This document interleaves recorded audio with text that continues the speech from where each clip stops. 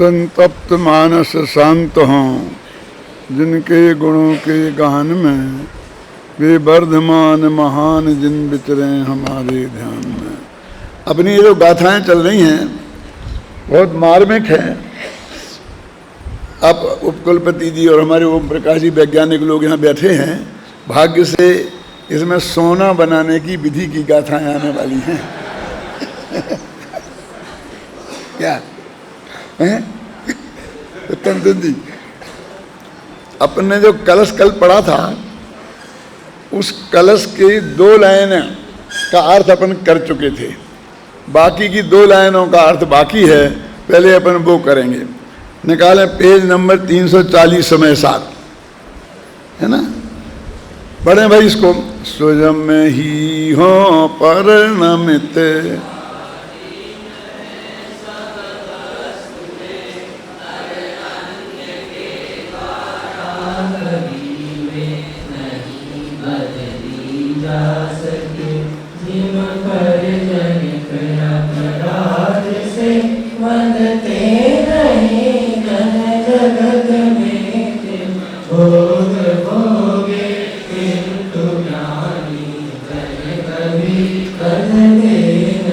अंतिम 2 पंक्तियों का अर्थ रह गया था। ऊपर तो उन्होंने सैद्धांतिक बात की कि जगत की प्रत्येक वस्तु पूर्णतया स्वाधीनतया से परिणमित होती है और कोई भी वस्तु किसी दूसरे के परिणमन में हस्तक्षेप नहीं कर सकती, नहीं करती है। उनके द्वारा वो बदली नहीं जा सकती है। अब ये कहते जिम, जैसे इस लोक में एक आदमी अपराध करे और दूसरे को सजा मिले, ये संभव नहीं है। लेकिन जिम्मे पर जनित अपराध से बंधते नहीं जन जगत में, ये संस्कृत का छंद है, लेकिन हिंदी में मैंने पद्यानुवाद किया है। सरलता की दृष्टि से पढ़ रहा हूँ कि लोक में करे मूछ वाला और पकड़ा जाए दाढ़ी वाला, ऐसा होता है? जो अपराध करता है उसी को सजा मिलती है, नहीं ना। उसी प्रकार तत्व ज्ञान की दृष्टि से परद्रव्य में जो क्रिया हुई है उस क्रिया के कारण ज्ञानी जन बंध को प्राप्त नहीं होते हैं। बात तो सीधी सरल है, लेकिन गले उतरना बहुत कठिन है। ये क्या कह रहे हैं कि कोई भी हमसे अपराध होता है कि दोष होता है, तो समझ लिया हम 5 इंद्रियों के विषयों को भोग रहे हैं। तो वो कहते हैं कि इसमें 3 तरह की चीज़ें हैं। एक तो वो भोग की क्रिया, समझ लो हम खाना खा रहे, खाने की क्रिया 5 इंद्रियों में आप अपना अपना लगा लेना। एक तो वो शरीर से होने वाली क्रिया, और दूसरी उसमें होने वाला हमारा परिणाम, और तीसरा उस क्रिया को मैं कर सकता हूँ ऐसी हमारी मान्यता। अब ये 3 चीज़ें हो गई। तो वो यहाँ कह रहे हैं कि ये तो परद्रव्य की क्रिया है। यदि ये शरीर की क्रिया के कारण आत्मा को बंद होने लगे तो वही हो जाएगा करे मूछ वाला और पकड़ा जाए दाढ़ी वाला। इसलिए कहते शरीर की क्रिया से रंच मात्र भी बंद नहीं होता। कठिन बात है। मैं वो एक अच्छा सरल उदाहरण देता हूँ आपके सामने, वो बात स्पष्ट होगी कि एक आदमी ने किसी आदमी को मारने का भाव किया और उसने गोली चलाई और उस गोली चलने से वो आदमी मर गया। अब उसे उसके बदले में 1 किलो पाप लगा। यद्यपि पाप किलो के हिसाब से नहीं लगता, लेकिन अपन को समझने की दृष्टि से मैं ये बात आपके सामने रख रहा हूँ। कितना पाप लगा? 1 किलो। अब मैं जानना चाहता हूँ, आप सबसे सोचिए कि वो जो गोली से वो मरा उसका कितना पाप है, और उसे मारने का परिणाम हुआ उसका कितना पाप है, और उसकी ऐसी मान्यता है कि मैं मार सकता हूँ उसका कितना पाप है। ये हमें बंटवारा करना है कितना का, 1 किलो में। 1 किलो में 1000 ग्राम होते हैं ना। अब 1000 ग्राम पाप लगा। अब तीनों का बंटवारा आप अपने अपने दिमाग में करो। अब गवर्नमेंट का तो मैं बता देता हूं कि गवर्नमेंट तो उसके मरने की को ही सारा अपराध मानती है और केस चलता है, फांसी की सजा होती है, आजीवन कारावास होता है। यदि वो गोली यहां से निकल जाती और वो आदमी नहीं मरता तो उसे फांसी लगने वाली नहीं थी। क्योंकि जिसे तुम मारने के लिए उसको केस चला रहे हो वो तो जिंदा है, यानी उसके हिसाब से तो उसका मरण ही पूरा बंध का कारण है। यानी पूरा अपराध वही है कि वो मर जाना। यदि वो नहीं मरा तो अपराध हुआ ही नहीं, अपराध हुआ ही नहीं तो केस काहेगा। वो मारने की भावना से गोली चलाने की कोई धारा होती होगी थोड़ी बहुत है, और उसमें थोड़ा जुर्माना होता होगा, 2-4 महीने की सजा का प्रावधान होगा, वो तो ना के बराबर ही है ना उसका। तो वो तो ये मानता है कि मरना ही सारे पाप की जड़ है। अब मैं आपसे पूछता हूं जैन धर्म के हिसाब से आपका दिल क्या बोलता है कि इसने वो गोली मारी चलाई और यदि वो गोली बगल से निकल जाती क्यों, तो उसे पाप लगता कि नहीं लगता, और लगता तो कितना लगता है, पूरा 1 किलो। सब एक स्वर से बोल रहे हैं। अब जैन दर्शन की और गवर्नमेंट की मान्यता में कितना बड़ा अंतर है। वो गवर्नमेंट की नहीं, वो सारी दुनिया की मान्यता है। अब हमें समझ लो कि सारी जगत की इस मान्यता से टकराना है। हमें ये कहना है कि उससे बिल्कुल चाहे वो जीव मरे, आता कि नहीं, अपने शास्त्रों में आता है, प्रथमसार में गाथा आती है, कहना मारो न मारो जीव को ये हो बंद अध्यवसान से, है ना। अध्यवसान भाव हो गया, मारने का भाव हो गया, बंद तो बंद से नहीं बचोगी। क्योंकि वो जीव का बचना और मरना तो उसके पुण्य पाप और उसके कर्मबद्ध के अनुसार था। वो तूने तो कोई कसर छोड़ी नहीं, ख्याल में ना, तूने कोई कसर नहीं छोड़ी। तो जैन दर्शन क्या कहता है, देखो कि वो जो गोली से मरा उससे रंच मात्र भी बंध नहीं होगा कर्म का। सुना आपने कभी ये बात? जैन दर्शन की बात है, आपके लिए बोल रहा हूं, इन्हें तो कई दफे सुना चुका हूंगा। क्यों भाई? जैन दर्शन में मानता है ना, अपने तंदुल मत्स्य की कहानी आती क्या नहीं आती? शंभु रमण समुद्र में एक बहुत बड़ा मछली होता है, 10,000 योजन का ये बड़ा बड़ी मछली होती है बड़ी, और उसकी आंख में एक छोटा सा की मछली आंख के अंदर होती है। तो बड़ा मत्स्य ऐसा मुंह खोल कर पड़ा रहता है और उसके अंदर हजारों मछलियां आती हैं और चली जाती हैं, आती हैं और चली जाती हैं।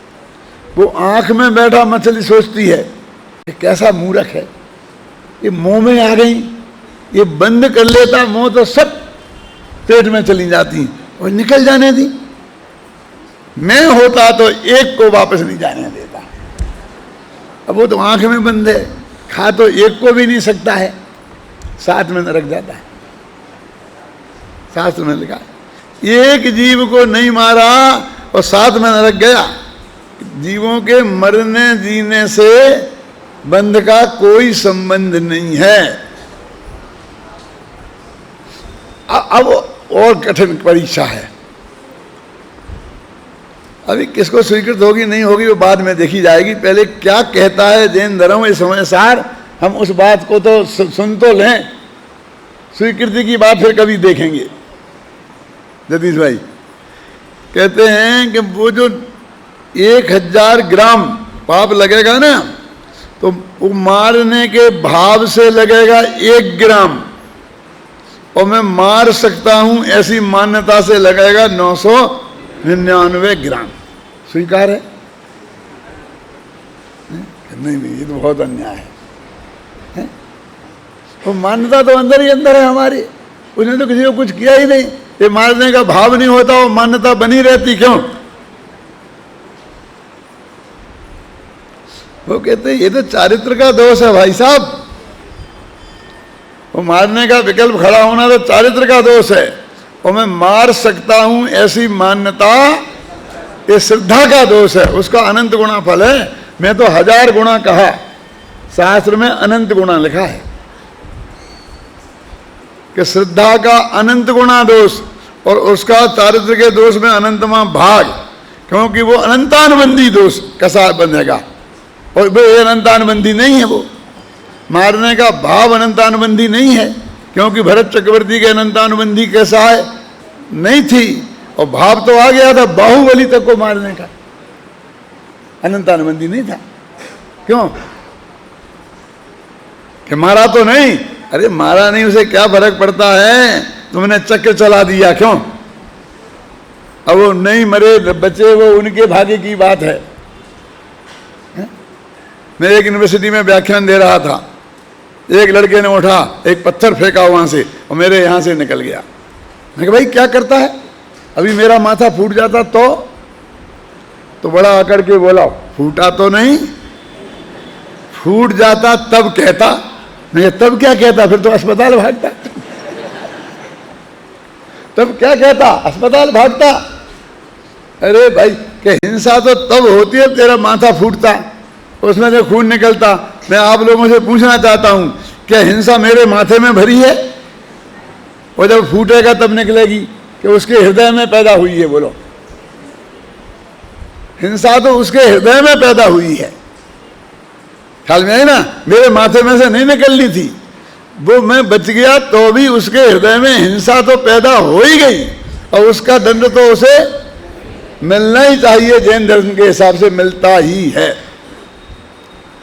तो इसलिए क्या कह रहे थे वो, यह खतरनाक बात कि जो तुमने भोग भोगा, समझ लो स्पर्श इंद्रिय का, जरा ज्यादा सेंसिटिव बनाने के लिए कहता हूं मैं, कहते उससे रंज मात्र बंध नहीं हुआ।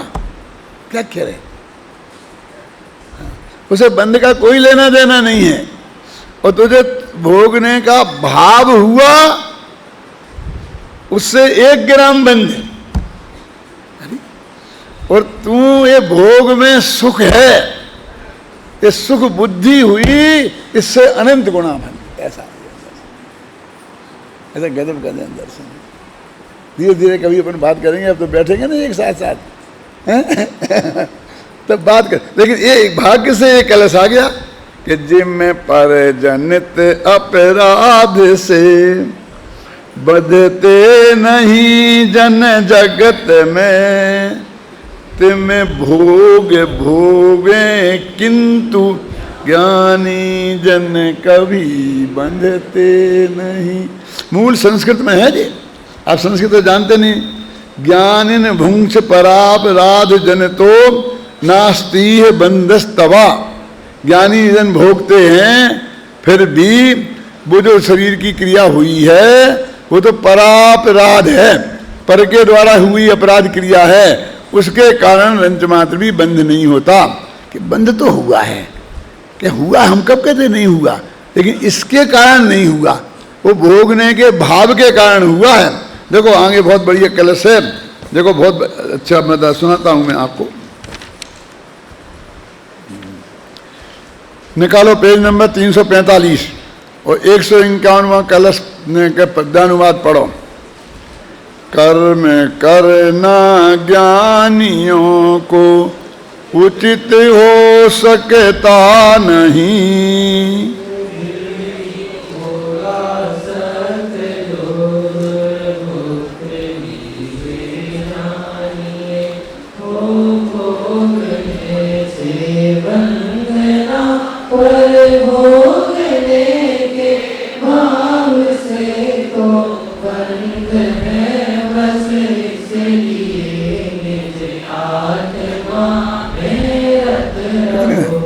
भोगने से बंध नहीं है, पर भोगने के भाव से तो बंध हो। इसलिए तुम ये मत समझ लेना कि बेटा हम बच गए, हम तो वो सिद्धांत का ज्ञान करा रहे हैं कि एक द्रव्य दूसरे द्रव्य की क्रिया का करता नहीं है। बंद तो हुआ लेकिन भोगने की क्रिया से नहीं हुआ, भोगने से भाव से हुआ। तो फिर क्या करें? क्या बंद नहीं हो? बोलो सगतचंद जी, क्या करें? आगे नीचे की लेने में लिखा, इसलिए निज आत्मा में रत रहो, अपने आत्मा में लीन हो जाओ, बंद नहीं होगा। तो ये बात सब आगे आने वाली है। इन्हीं कलश के बाद आचार्य जयसेन की टीका में वो 3 गाथाएं आती हैं जिन्हें वो सोना बनाने की विधि बताई है। अब उन गाथाओं का पद्यानुवाद पढ़ो बेटा, पढ़ो। वो तुम्हारे उसमें तो है नहीं, इसे तुम पढ़ते नहीं हो रोजेना, अभी इसमें पढ़ो। ज्यो नागे फण जड़ मूत्र अरो, सिंदूर सीसा धातु में, धोकनी से धोका नल में, तपाने से स्वर्ण हो। हाँ।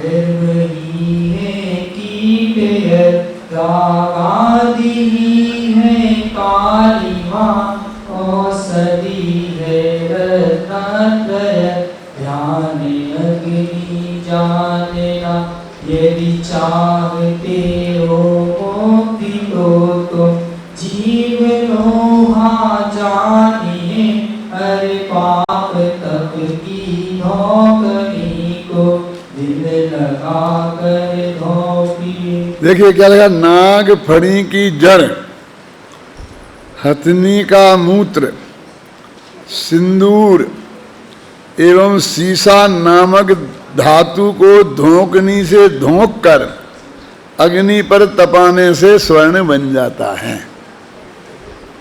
ये लिखा है, मूल गाथा में लिखा है। अब भैया ये जाके घर पर प्रयोग मत करना। क्यों कि कुंदाचार्य देव ने लिखा है और सोना बनाने की विधि लिखी है, हमें तो पता ही नहीं था। हम तो समझते थे पंडित लोग आत्मा आत्मा की बातें करते हैं। क्यों तमजन जी? अब घर पे जाके बनाए और नहीं बने सोना तो क्या हो? तो जयसेनाचार्य की टीका में है ना एक गाथा है, जयसेनाचार्य के भी गले बात उतरी नहीं। क्यों कि बन जाएगा, ये 4-5 चीजें बताई, इतना सरल है तो कितना ही लोग कितना सोना बना लेते। ये कोई महंगी चीजें भी नहीं है। नाग बनी एक वो होती है जड़ी बूटी, तो उसकी जड़ है ना, और क्या है गाय का मूत्र, हथनी का मूत्र और सिंदूर और शीशा, अभी कोई महंगी भी नहीं है। क्यों सा? और इनसे सोना बन जाए, कितना भाव तेज जा रहा है अभी है? जयसेनाचार्य को अंदर में आ गई बात कि ये लोग जाकर प्रयोग करिए बिना मानेंगे नहीं, और जब नहीं बनेगा तो फिर मेरी टांग पकड़े बिना रहेंगे नहीं। कि कुंद का तो स्वर्गवास हो गया है 1300 वर्ष पहले, उन्हें तो पकड़ नहीं सकते, और टीका तो मैं लिख रहा हूं। क्यों तो मुझे पकड़ेंगे। तो उनने क्या किया इसमें, उस टीका में एक चीज और जोड़ दी कि वह चीज भी डालना पड़ेगी। क्या ये इतनी चीजें तो हैं, लेकिन एक चीज और डालनी पड़ेगी। क्या कि पुण्य का उदय। लिखा है इसमें, मूल संस्कृत में लिखा है।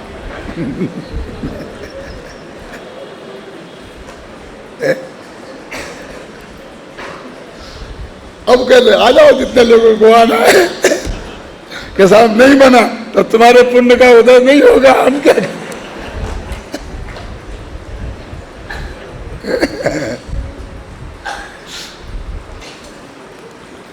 मैंने इस पर बहुत मंथन किया है, मेरे अनुशीलन में मैंने सब विचार कि भाई इस जगत में और भी जितने कार्य होते हैं ना, वे तो ऐसे ही संयोग से होते हैं ना, क्यों?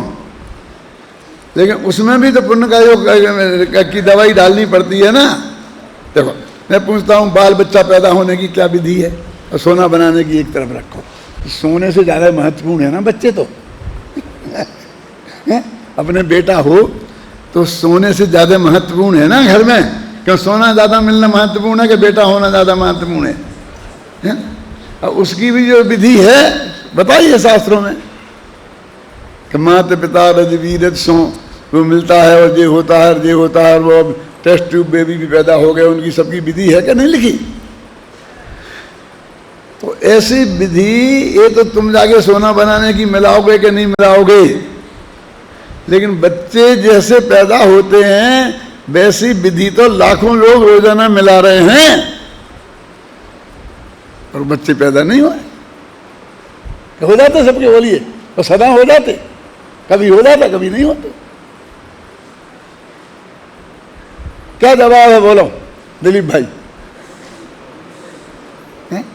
कोई एक अकेले सोने के पीछे क्यों पड़ते हो? जगत में जो विधियां सर्वमान्य मानी गई हैं, जिसमें आज तक किसी ने कोई प्रश्नवाचक नहीं लगाया, क्यों? कि ये चीज बनने की प्रक्रिया ये है, समझे ना? ये खेत में गेहूं बो, पानी डले, खाद डालो, बहुत बढ़िया फसल आती है, क्यों? बरसात हो, सब आती कि नहीं आती? और फिर भी कई जगह नहीं आती। जिसके पुण्य का योग हो तो बहुत बढ़िया फसल आती, जिसकी नहीं होती नहीं आती। तो वो जो पुण्य का योग हम जोड़ रहे हैं वो अकेले इसी में नहीं है, दुनिया के हर कार्य में वो बात है।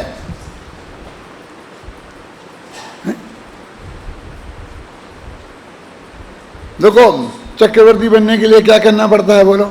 कि 6 खंड को जीतना पड़ता है, और जो 6 खंड जीत गए आओ उसे जीत लो तो अपना हो ही गया ना। भरत चक्रवर्ती 6 खंड जीत के आए और बाहुबली ने उन्हें जीत लिया। अपने शास्त्रों की बात है कि नहीं है? तो अब तो बाहुबली चक्रवर्ती हो गए ना। 6 खंड के मालिक कौन हो गए? जो जीता वही हुआ ना। लेकिन नहीं हुए। क्यों नहीं हुए बोलो? क्यों नहीं हुए? क्या कमी रह गई बोलो? सोचो। क्योंकि चक्रवर्ती होने का पुण्य उनके पल्ले में नहीं था। तो वो पुण्य की बात है ना। तो कहते 6 चक्ररत्न में पैदा हो जाए, 6 खंड को जीत ले, एक जितनी जितनी बातें शास्त्र में लिखी हैं वो तो सब पूरी हो गई थी। क्या हुआ फिर? कि वो चक्ररत्न चला दिया भरत चक्रवर्ती ने बाहुबली को मारने के लिए। तो वो जाकर के 3 प्रदक्षिणा उसने दी, बाहुबली की नमस्कार करके और लौट के आगे भरत के हाथ में फिर आ गया ना। क्या अर्थ है इसका? तो हम बहुत तरकीबें निकालते हैं, परिवार वालों पे नहीं चलता है, ऐसा नहीं होता। तुम्हें पता है? तुम्हें पता है कि हाँ पता है हमें। भरत चक्रवर्ती को पता नहीं होगा तो उसने क्यों चलाया? जब चलते ही नहीं है परिवार पे, तो धर्म शरीरी पे नहीं चलता तो क्यों चलाया? तो फिर ये क्या बाहुबली की समझ में आ गया? क्या समझ में आ गया? कि चक्ररत्न कह रहा है कि तुमने भले ही भरत को हरा दिया हो, लेकिन मेरे को रखने के पुण्य तुम्हारे पल्ले में नहीं है। ना मैं भरत का दास हूं और ना मैं बाहुबली का दास हूं। मैं तो उस पुण्य का दास हूं, जिसके पास वो होगा उसके पास रहूंगा। सोच लो। और बाहुबली की समझ में आ गई है। तो उन्होंने कहा एक ही रास्ता है। कौन सा? कि या तो स्वीकार कर लो पराधीनता भरत की, और या दीक्षा ले जाओ। ले गए दीक्षा। क्योंकि एक किस्म क्या कमी रह गई थी बाहुबली ने, में क्या कमी रह गई थी मैं आपसे बताओ 6 खंड का मालिक बनने में? कोई पुण्य की रह गई थी ना। ऐसे कई प्रश्नोत्तर उठाकर मैंने इसमें लिखा सिद्ध किया है कि वो तो जैसे ना चार्य ने कोई अपनी तरफ से वैसे ही थोड़ी जोड़ दिया। जो जो जगत में सर्वमान्य जिस कार्य होने की विधियां हैं, समझ गए ना, वो विधियां संपन्न होने पर कभी काम होता है और कभी नहीं होता है, तो उसका क्या कारण होता है? अंत में सब यही तो कहते हैं कि भाई तेरे भाग्य में नहीं था। भाग्य माने पूर्व पुण्य का उदय, और क्या है ना? तो मेरे कहने का मतलब है कि आचार्य देव कहते भैया कि समय सार हमने सोना बनाने के लिए नहीं लिखा है? एक तरह सही घटना सुनाता हूं। मैं जब 45 साल पहले यहाँ पर जयपुर में आया था, दशहरे के दिन मुझे 45 साल हो जाएंगे। खबर मैंने सर्विस छोड़ के आया था इंदौर से, एजुकेशन में था। तो यहाँ मेरा बड़े मंदिर में, बड़े दीवान जी के मंदिर में प्रवचन होते थे, और पंडित चंद्रदास जी यहाँ के प्रसिद्ध विद्वान थे, सर्वमान्य, उनकी अध्यक्षता में व्याख्यान होता था रोजीना। तो एक दिन मैंने व्याख्यान में एक उदाहरण दिया, और वो ये था कि ब्राह्मी बूटी का, कि ब्राह्मी बूटी एक ऐसी दवाई है, क्यों तुम थे शायद, देखो एक श्रोता मेरा अभी 45 साल पुराना यहाँ बैठा है, हाथ उठा दी, ये थे उस सभा की सही घटना बता रहा हूं मैं, कि ये ब्राह्मी बूटी वो चीज है कि जिसे घोंट के पिलाओ तो पागलपन दूर हो जाता है। शास्त्र में ऐसा लिखा है, आयुर्वेद के शास्त्र में ऐसा लिखा है। और वो कैसे पिलाई जाती है? पानी में खड़ा करके उस पागल आदमी को पानी में यहाँ तक डुबा के खड़ा किया जाता है। क्यों? क्योंकि यदि वो नहीं पचे तो वोमिटिंग होगी, और वोमिटिंग होगी और जहाँ वो गिर जाएगा उसका छांटा, वहाँ कोढ़ हो जाता है। तो कोढ़ से बचाने के लिए पानी में इतना लग करके, जो वोमिटिंग होगी तो एकदम पानी में जाएगी और पानी आगे बह जाएगा, नदी के पानी में, बहते हुए पानी में, तो वो उसे कोढ़ नहीं होगा। इस तरह पिलाई जाती है। ऐसा ही ये समय सार ब्राह्मी बूटी है। मैंने कहा कि इससे मिथ्यात्व का पागलपन गारंटी से दूर होता है, लेकिन इसका एक डर भी है कि यदि ये नहीं पचेगी तो स्वच्छंदता का कोढ़ हो जाता है। ये मैंने उदाहरण दिया था 45 साल पहले, सन 67 के पर्यूषण में, बड़े दीवान जी के मंदिर में। तो वो जो अध्यक्ष थे, बुजुर्ग विद्वान, मेरे पिताजी से भी बड़ी उम्र के, उन्होंने क्या किया कि दूसरे दिन 2-3 वैद्यों को बुलाया और उन लोगों से पूछा कि ऐसा पंडित जी ने कल बोला था, तो ये बात क्या सही है आयुर्वेद के हिसाब से? तो वैद्य का भी लिखा तो है ऐसा, शास्त्र में लिखा तो है ऐसा आयुर्वेद में। तो उन्हें प्रमाण, उन्हें बहुत संतोष हुआ। और फिर दूसरे दिन उन्होंने आए और अपने अध्यक्षीय भाषण में कहा कि जब डॉक्टर भारल ने ये बात कही थी तो मैंने इस बात की तपास 2-3 वैद्यों से की, और वो बात सच्ची निकली, और तालियां बज गई उस वक्त, और वो सब मामला मारा हो गया। लेकिन मेरा माथा गर्म हो गया।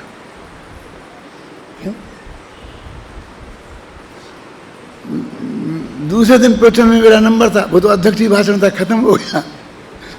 तो मैंने दूसरे दिन कहा कि मुझे ये बात पसंद नहीं आई। कि क्यों? क्योंकि यदि वो वैद्य कह देते कि ऐसी कोई दवाई आयुर्वेद में नहीं थी तो क्या होता, तो मैं झूठा साबित हो जाता, फिर तो मेरी क्या दुर्दशा होती। अरे मैंने तो आयुर्वेद शास्त्र की जो बात है वो कही थी, मैं वैद्य नहीं हूं। यदि मेरी बातें झूठी साबित हो जाती तो मुझे नकली वैद्य मान सकते थे, नकली पंडित नहीं। क्योंकि उससे जो मैंने सिद्धांत की बात कही थी, वो सिद्धांत की बात तो गलत नहीं निकली, सिद्धांत तो सही है ना समय सार के बारे में। इसलिए मैं ये कहता हूं कि ये आयुर्वेद के विद्वान नहीं थे कौन, कुंद या कोई भी, जो इसमें बातें लिखी हैं, और तुम आयुर्वेद की कसौटी पे कसो। वो तो जो लोक में चीजें प्रसिद्ध थीं, उनने अपनी बात को समझाने के लिए उदाहरण के रूप में प्रस्तुत कर दिया। ऐसे ही इन नग्न दिगंबर संतों को सोना बनाने की विधि से क्या लेना देना। आपने भरथरी और शुभचंद्राचार्य की कहानी तो सुनी होगी ना, दो सगे भाई थे, दोनों ने दीक्षा ले ली। एक ने दिगंबर दीक्षा ले ली और एक वैष्णव साधु बन गया, समझे ना। अब दोनों को, वो जो वैष्णव साधु बना था ना, उसने को सोना बनाने की उसने एक दवाई बना ली, उसे रसायन बना लिया ऐसा कि जिससे वो पत्थर पे डालें तो सोना बन जाता था। अब वो उसे पता विकल्प आया कि मैंने कितनी बड़ी उपलब्धि की। जो आदमी जब कोई बहुत बड़ी उपलब्धि करता है तो अपने घनिष्ठ वो जानना चाहता है कि मेरे परिवार वाले, मेरे भाई, माता पिता, ये लोग जाने इस बात को। सारी दुनिया ने जाना और अपने परिवार ने नहीं जाना तो फिर क्या मतलब है? होता क्या नहीं होता? हर एक कोई भाव होता है कि हम जाने। तो उन्हें पता लगा कि मेरा भाई कहाँ है, तो देखा कि वो तो एक नंगा बैठा है एक पहाड़ी पे, कुछ उसके पास नहीं है, खाने पीने की कोई व्यवस्था नहीं है, पहनने ओढ़ने को कपड़ा नहीं है। तो बहुत दया आई, तो अपने एक शिष्य को भेजा, एक उसमें वो रसायन लेके, और कहा कि तुम अपने उनको जाकर के दे आओ मेरे भाई को, और बता देना कि ये सोना बनाने की विधि है, सोना बन जाएगा इससे जो तुम बनाओगे तो। और वो ऐसा नंगा क्यों रहता है? आराम से कपड़े पहने, ठाट बाट करे, शादी कर ले, जो भी करना है करे। अब उनके पास पहुंचा और उन्होंने कहा कभी भरतरी ने भेजा है ऐसा ऐसा ऐसा। उन्होंने कहा मुझे क्या लेना देना सोने से, मैं क्या करूँगा सोने का, जाओ वापस ले जाओ, मुझे नहीं चाहिए। और उसने इसके लिए तपस्या की थी, घर में सोने की कमी थी, राजकुमार थे, कितनी सोने की कमी थी क्या घर में। फिर यहाँ आगे बने और सोना बनाने की विधि में सारी जिंदगी बर्बाद कर दी। मुझे नहीं चाहिए, ले जाओ वापस। वो कहा नहीं साहब, मैं गुरुजी बहुत नाराज होंगे, मैं तो दे के जाऊंगा। कि नहीं, मेरे गुरुजी तो मेरे को बहुत नाराज होंगे। कैसा दे के जाएगा कि हाँ, कि डाल दी जमीन पे, उस सारी जमीन पे ऐसे डलवा दी, पूरी की पूरी मिट्टी में मिल गया, कुछ नहीं हुआ, चला गया वो। गुरुजी ने पूछा क्या हुआ? कि दे आया। कि हाँ दे आया। कि हुआ क्या? फिर तो सभी देर दूर हो गई होगी, सोना बन गया होगा जो। कहले उन्होंने कुछ नहीं, उनने तो ऐसा ऐसा कहा, जे कहा, वो सारी कहानी सुनाई। और फिर कहा, क्या कहा? कि मिट्टी में डाल दो। मिट्टी में मैंने डाल दिया, वो खराब हो गया। अभागा, पाप का उदय हो तो ऐसा ही होता है, ऐसा मिल गया। पुण्य के उदय के बिना तो मिलता ही नहीं है कुछ। अब तेरे से मैं जाऊंगा, मैं जाऊंगा। मैं भाई को ऐसा नंगा धड़ंगा नहीं देख सकता, मैं भाई के साथ ऐसा हो नहीं देख सकता। मैं तो उसको समझा बुझाकर और उसे रसायन दूंगा। अरे हमारे घर वालों के काम नहीं आया तो किसके काम आया? गया ऐसा। फिर उन्हें आपस में वाद विवाद हुआ बहुत लंबा, वो समझाए उन्हें, वो समझाए उन्हें। क्यों? अंत में वो जो आचार्य थे ना, क्या नाम था, तो उनने कहा कि तू क्या समझता है? उन्होंने ऐसा पसीना बूंद निकाली, पसीना आ रहा था ना, और ऐसी पर्वत पर फेंकी तो सारा पर्वत सोने का हो गया। ये क्या हुआ? उसमें पंक्ति आती है, देव असुचि की धार तो गिरी कंचन हो जाए। क्या? मैं अपने अपवित्र पानी की धार दूं। अशुद्धि का धार का मतलब पेशाब की धार भी हो सकता है, लेकिन अपन तो भी पसीना ही अच्छा है। क्यों? देव अशुचि की धार तो गिरी कंचन हो जाए। तू क्या समझता है कि लौकिक उपलब्धियां कोई उपलब्धियां हैं कि तूने बड़ा सोना बनाना सीख लिया? लेकिन क्या करूं मैं सोने का? अब सोने के पर्वत पे बैठ जाऊं? क्यों? सोनागिरी हो जाएगा और क्या होगा? अरे हमें चाहिए ही नहीं। वो नग्न दिगंबर जो साधु संत हैं उनको लोग सोने बनाने की विधि से क्या लेना देना है? वो तो लिखी उनने देखी कहीं, तो उनने अपना उदाहरण के लिए काम में ले ली, इतनी सी बात है। क्यों? अब हम लोग जितने उदाहरण देते हैं सभाओं में प्रवचन करने के लिए, तो कहाँ से लाते हैं? ऐसे ही यहाँ वहाँ देखते हैं और वहाँ से उदाहरण लेकर आपके सामने परोस देते हैं, उसे अपने तत्व की बात समझाने के लिए। तो उनने देखी बात और लिख दी। अब उन्हें ये पता नहीं था कि ये मेरे बीतरागी के भगत लोग भी सोने के प्रति इतने आकर्षित हैं कि ये मेरे उससे सोने बनाने के चक्कर में लग जाएंगे। इधर मैंने कहा था ना, अपना सुमेर पर्वत है ना, देखा है कि नहीं देखा? मुझे संजीव बता देगा नक्शा बनाकर। नक्शा सुमेर पर्वत तो सुना होगा ना आपने? सुमेर पर्वत होता ना जैनियों में, उसके अंदर है, शास्त्र में लिखा है सैकड़ों मन सोना शुद्ध बिल्कुल प्योर उसके अंदर है।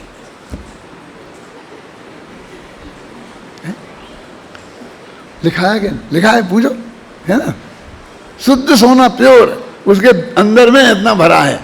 लेकिन मैं जब ये बात बताता हूं तो साथ में ये भी कहता हूं भैया जाकर के उसे उखाड़ने की कोशिश मत करना, नहीं तो सुमेर पर्वत भी खोद डालो।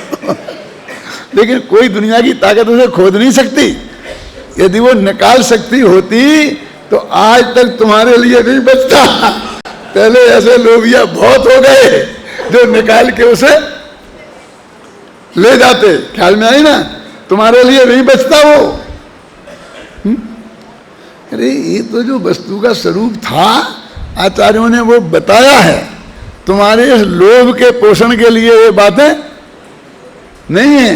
तुम्हें वो सिद्धांत समझा रहे हैं इन उदाहरणों के माध्यम से, तुम तो उसे समझो। तो ये जो सोना बनाने की विधि भी इसी रूप में इसमें आई है।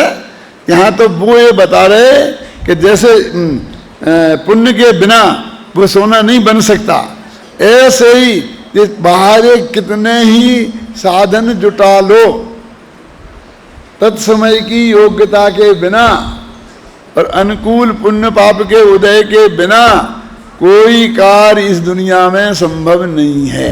क्योंकि असली कारण तो उपादान और निमित्त है ना। तो उपादान तो अपने तत्समय की योग्यता है और निमित्त कर्म का उदय है। ये बाही जो बातें तुम कह रहे ये मिलाओ, इनमें क्या दम है बोलिए? इस तरह अब देखिए वो जो अपन ने कलश पढ़ा था, कौन सा?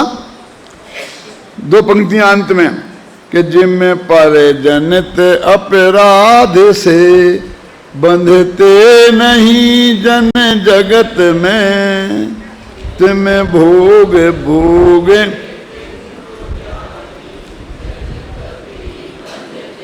अब इसी बात को सिद्ध करने वाली ये 4 गाथाएं हैं। अभी कल चलाएंगे इन्हें। ये 4 गाथाएं हैं। जो बात वहां कही है, जो कलश में कही है, उसी बात को इन गाथाओं में कहा है। कल अपन इन पे विस्तार से चलते